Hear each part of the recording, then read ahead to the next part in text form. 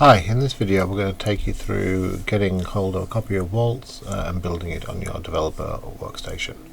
It should take about 10-12 minutes. Let's get started. Okay, so first up, let's get hold of a copy of the code.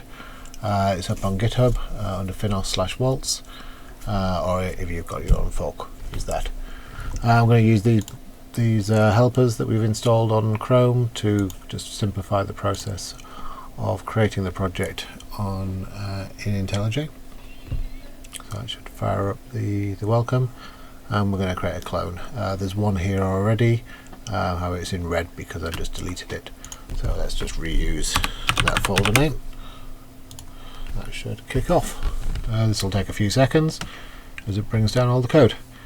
When that's done, we should get a workspace up and be able to have a little look and see whether we can build the project.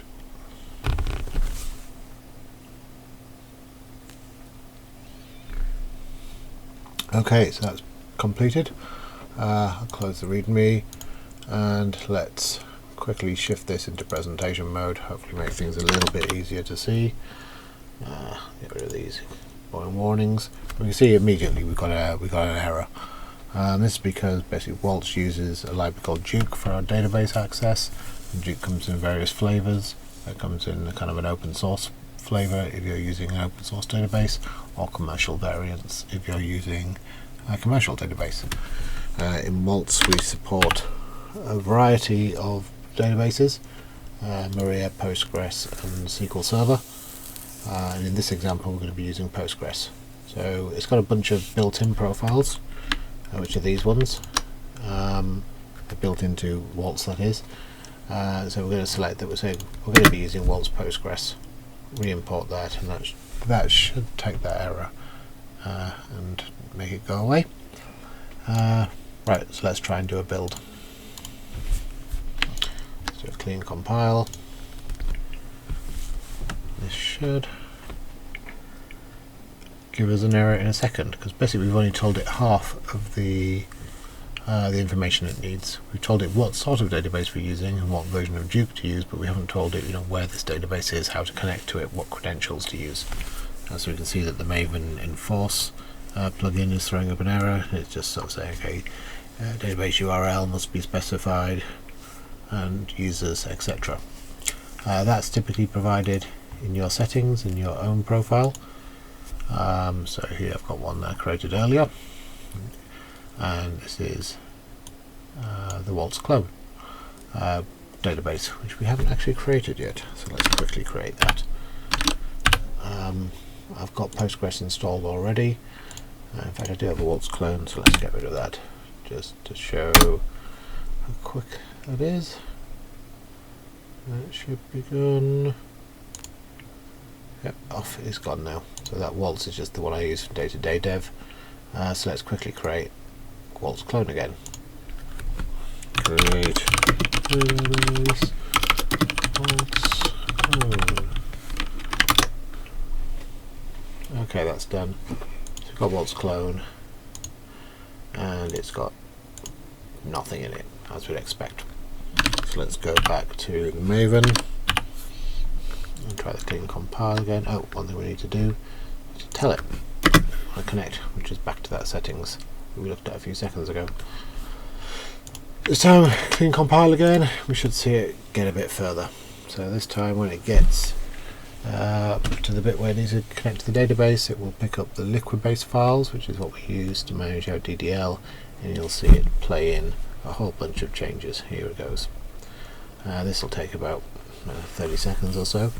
It's a one-off hit. This is just catching up, saying, okay, I've got several hundred changes which haven't been applied to this database. I need to do them all. So it's running through them now. This allows us actually to do updates as well. So if you skip a version or two of Waltz, then the liquid base will ensure that you're caught up with the latest and greatest schema. Okay, once that's run, we should see the compiler kick in as it compiles all the generated code from Duke. Or rather, Duke will kick in and generate a load of code which reflects those database changes. Once that's running, actually, let's have a quick look at the database. Get the right key combo eventually. So if we refresh in here now, we should see a whole bunch of tables, underline tables, things like applications, etc.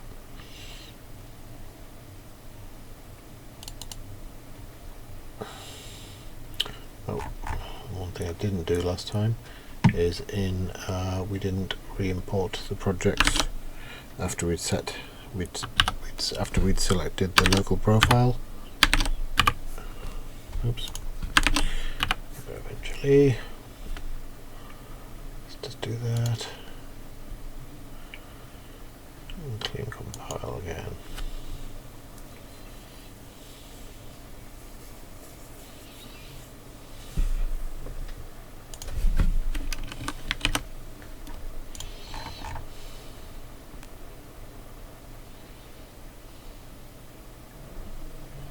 Notice this time they didn't do all the liquid based changes because they had already applied those.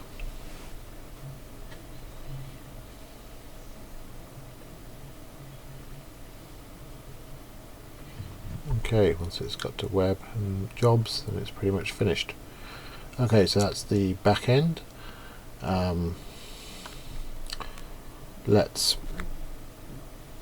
We'll start the back end in a minute, but what I want to do is just kick off the NPM side of things. So Waltz is split into largely two components: the back end Java server, and the front end, which is run under Webpack Dev Server. So that's in Waltz ng, and if we look in the package JSON, see a whole bunch of dependencies. They take a while to install, so let's just quickly kick that off in the background so that we're ready for it in a minute or two. So the next thing is going to be able to start Waltz. So as I said, there's two components: the Java backend and the Webpack sort of front-end server. The Java backend is kicked off by main.java, which resides in the web project, Waltz web main. We should be able to just run this. This will probably fail because it's not aware of Maven settings, so it doesn't know about this database connection. That's just the npm one running away. This is the main running for the first time. This is IntelliJ wanting to do its own build. We'll do it in a second.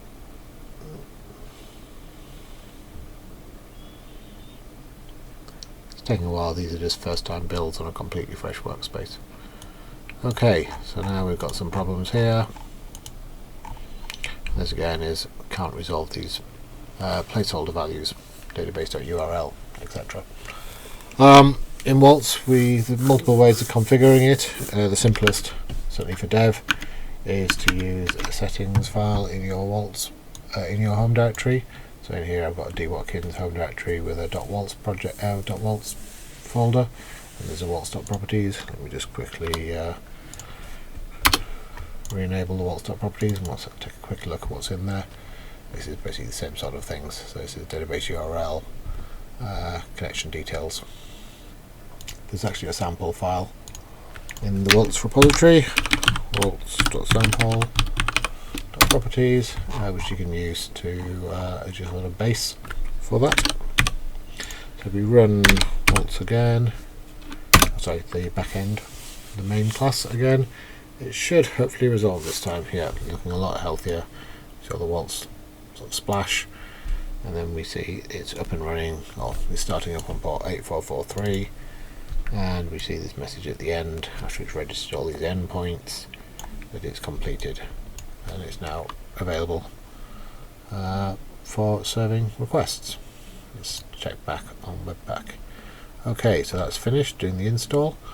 So let's also kick off the dev server. So show the npm scripts in that npm package file. We can see we've got dev server. It's pretty much the same as just running from the command line npm run dev-server. Again, this takes a few seconds the first time, but once it's up and running, then hot code reloads are pretty quick. Once this is done, we'll be able to flip over to the web browser rather, and hit us on port 8000. This JS by default is configured to talk to the the Java web server, so everything should work. Let's connect local dev. Okay, 8000, and a pretty empty project. So to give us some sample data, we can either download some existing sample data from the web and install it via SQL scripts, etc., or you can use the handy load all application, which sits in the Waltz jobs folder project, and this will basically generate a whole raft of sample data. So let's run that, load all. This again takes a minute or two to run. Whilst it's doing that, let's make a trivial change to one of the pages on Waltz. So let's maybe say on the data page. So let's find the data page and let's just try and make a simple change. Data HTML. Which one is that? That would be data type list. That's this page, so it's data search and a QR code icon. Yeah, data is a search and the QR code icon. Let's make a trivial change and we'll see that pick up in Webpack, and that should force a reload automatically without me having to do anything.